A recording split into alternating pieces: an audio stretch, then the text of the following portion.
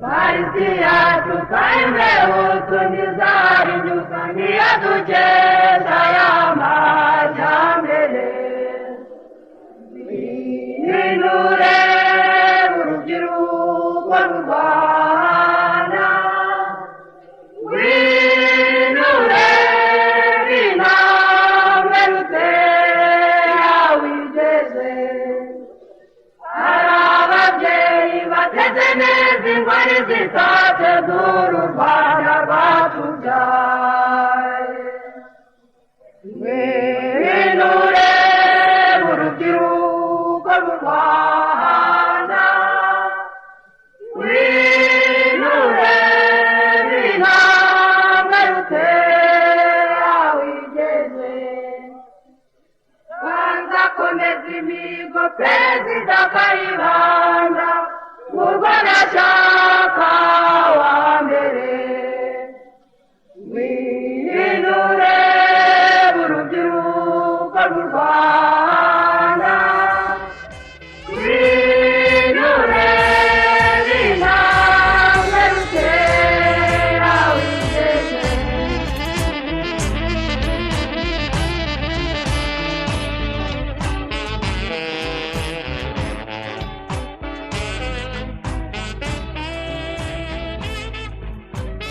Perezida Kayibanda Gerigori tukwibuke imyaka 42 irashize. Ni kuri iyi tariki ya 15 z'ukwezi kwa 12 umwaka w'1976 Perezida Gerigori Kayibanda niho waryamiye ukuboko kw'abagabo. Imyaka 42 irashize. Watabarutse ufite gusa imyaka 52 y'amavuko kuko wavutse tariki ya 1 z'ukwezi kwa 5 umwaka w'1924. Wapfuye ukurikiye umufasha wawe Verediana. Utashoboye gusezera no gushyingura, nta n'irya nyuma mwashoboye kuvugana kuko wari urinzwe bikomeye. Abo barinzi nabo bataguhaye n'akanota ko gushyingura Verediana ngo mushyireho agataka byibura senga umwonosa amarira, uretse ko amarira yawe yose yari yaratembeye mu nda. Data ngo bagufunguriye akadirishya nako kari katakira kawe kandi arakawe, aho wahengerezaga ihambwa rya Verediana ndetse wigengesereye ngo bitakuviramo igicumuro. Nawe ntiwatinze ku ya 15 z'ukwezi kwa 12 umwaka w'1976 wisangiye wakuremye, wakundaga kandi watinyaga, agutuza iruhande rwa Verediana iwawe ikavumu. Urupfu rwanyu mwembi rwagizwe ibanga igihe kirekire. Kuri iyi tariki ya 15 z'ukwezi kwa 12 umwaka w'2018 twibuke Perezida Kayibanda. Benshi mu bakumenye bavuga ko wakundaga abaturage kandi ukabitangira, ugacunga ibya rubanda n'umurava mwinshi, ngo wari demokrate koko, wicishaga bugufi, wari uzi gutegura amanyanga y'abantu, wari umukozi utaruhuka, utaragera ku ntego kandi ngo ugatinya Imana. Abakurambere bacu batubwiye ko rero wabakuye habi, rubanda nyamwinshi uyivana ku ngoma ya gihake na gikolonize, ishiku ubuja n'uburetwa bisezerwa burundu. Perezida Kayibanda yitabye Imana ku ya 15 z'ukwezi kwa 12 umwaka w'1976. Ngo bijya gucika bica amarenga, mureke turebe bimwe mu byabanjirije urupfu rwa Perezida Kayibanda. Turifashisha ibyanditswe na Bwana Pierre Celestin Kabanda mu gitabo Rwanda l'idéal des pionniers, les hommes qui ont fait la différence, ndetse n'ikindi cyanditswe na Baudouin Paternostre de la Mérieux cyitwa Pour vous mes frères, vie de Grégoire Kayibanda, premier président du Rwanda.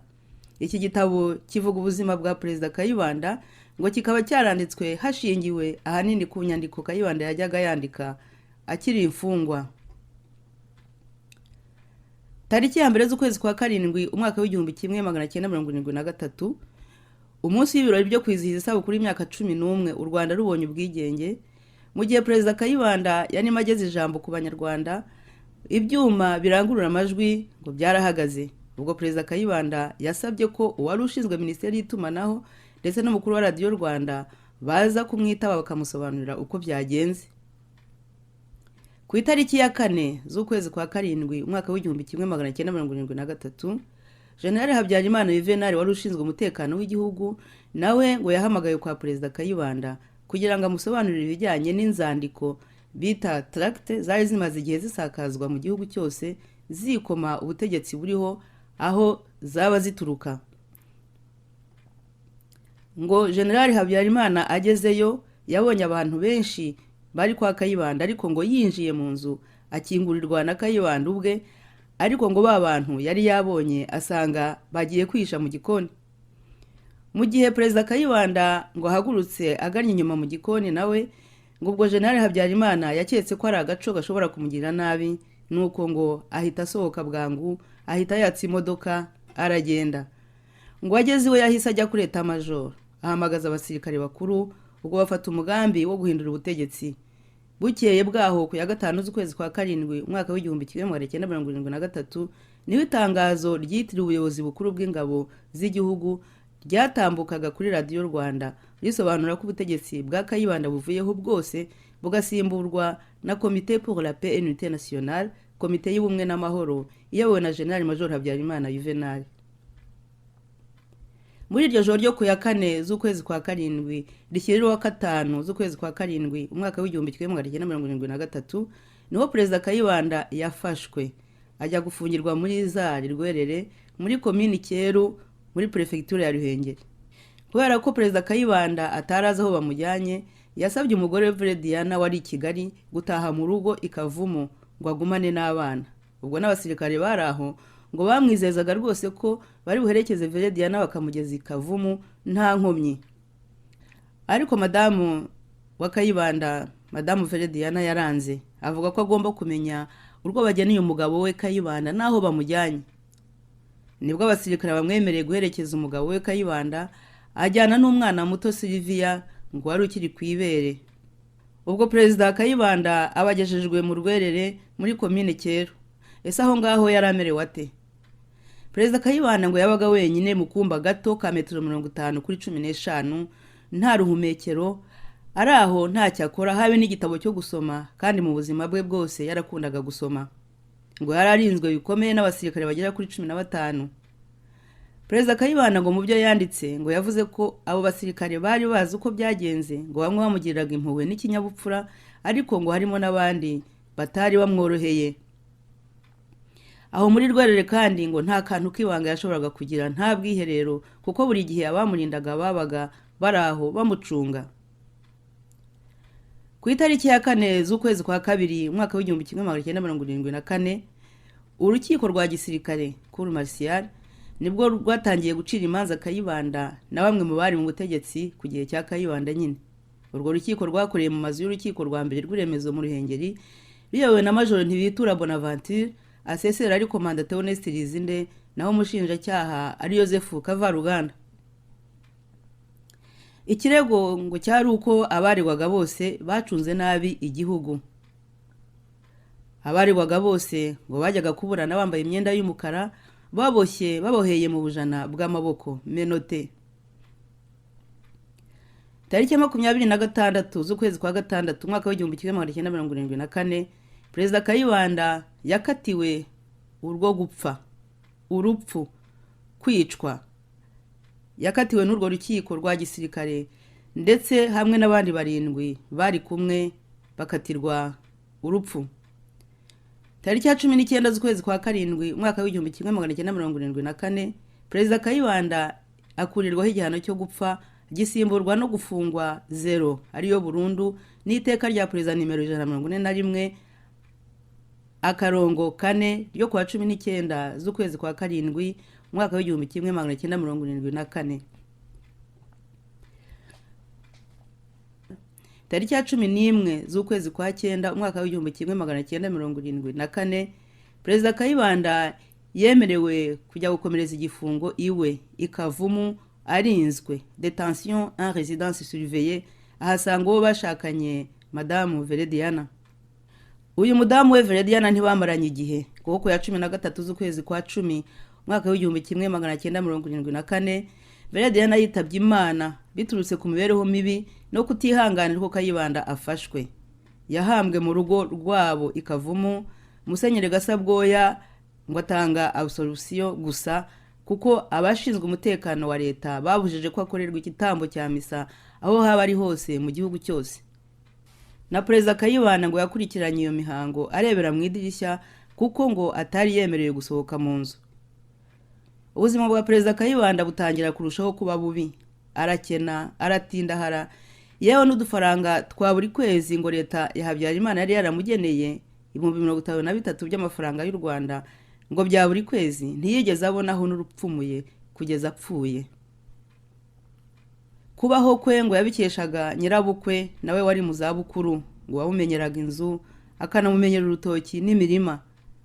Ngo hari n'umusaza wamutekeraga utwo kurya, ngo akazana ibyo guteka n'inkwi zo kubiteka. Ngo rimwe na rimwe abaturanyi bazaga gutunganya imirima ye. Ariko tariki ya 6 z'ukwezi kwa 10 mwaka w'1976 abo bose bafashaga Perezida Kayibanda babujijwe kongera kumuba iruhande biturutse kumwe mu bari bashinzwe kugenzura Perezida Kayibanda. Ubwo Perezida Kayibanda asigara ari wenyine, we n'umwana we umwe Piyo bari basangiye uwo mubabaro. Nubwo Perezida Kayibanda yari yarasabye ko uwo mwana Piyo bamuha amahoro aho gukomeza kwicwa ahagaze, abo bagenzuraga barabyanze kugeza Perezida Kayibanda yitaba Imana. Rimwe na rimwe abavandimwe be baramusuraga bari Mani Marie na Ladislas ngo bajyaga bamubwira imibereho y'izindi mfungwa basangira ngendo za demokarasi. Mu gihe bamugenzuraga bo bari bazi ko nta na kimwe azi, dore ko nawe ngo yagaragazaga ko ntacyo azi, ko atarazi ko hari abapfuye. Tariki ya 19 z'ukwezi kwa 11 mwaka w'1976 Musenyeri Perode, Padiri Antoine Hategekimana na Jean Massion basuye Perezida Kayibanda. Perezida Kayibanda yabasabye kuzamumenyera abana. Tariki ya 27 z'ukwezi kwa 11 mwaka w'1976 Komanda Sagatwa Eri yasuye Perezida Kayibanda ngo bamarana isaha irenga baganira.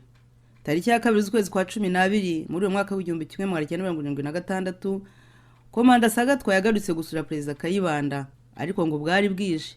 Ubwo Sagatwa abwira Kayibanda ko ashobora kumujyana kuramutsa ababyeyi be. Kayibanda abisamira hejuru.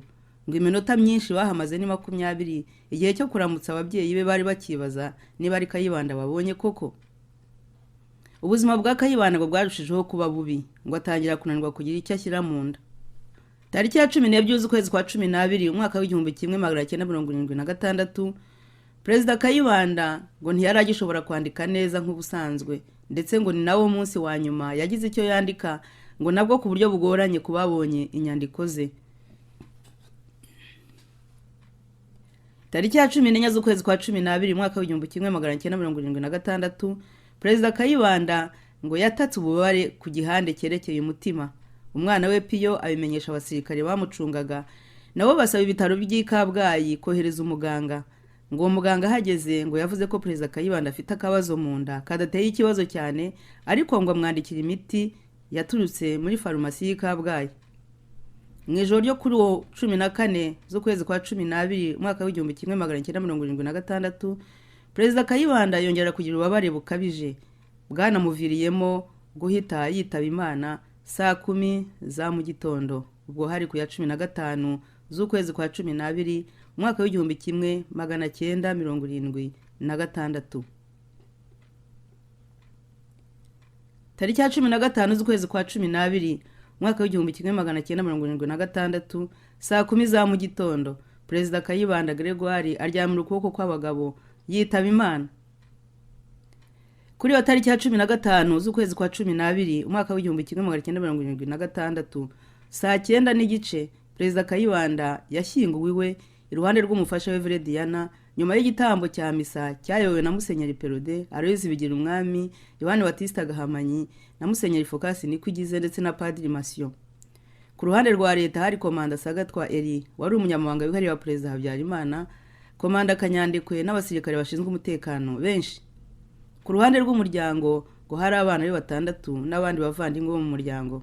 Kumva ye handitseho nibikiriho, handitseho intego ya Perezida Kayibanda: Libertatem Filiorum Dei, libérons les enfants de Dieu, mu Kinyarwanda ngo tubohore abana b'Imana. urupfu rwa perezida kayibanda gregoire kimwe n'abandi benshi bapfuye mu bo bari kumwe mu butegetsi ntibyigeze bihabwa umwanya ukwiriye mu itangazamakuru rya leta ngo habaye icyo bita blackout. Abazwi bitabye imana bafunzwe bari mu buroko ni 56. Ni mu gitabo cya Petero Celestine Kabanda ku ipaji ya 195, 196, 297. Ibi mumaze kumva nk'uko twabibabwiye twabivanye mu bitabo bibiri, kimwe cyanditswe na Pierre Celestin Kabanda n'ikindi cyanditswe na Pater Nostre.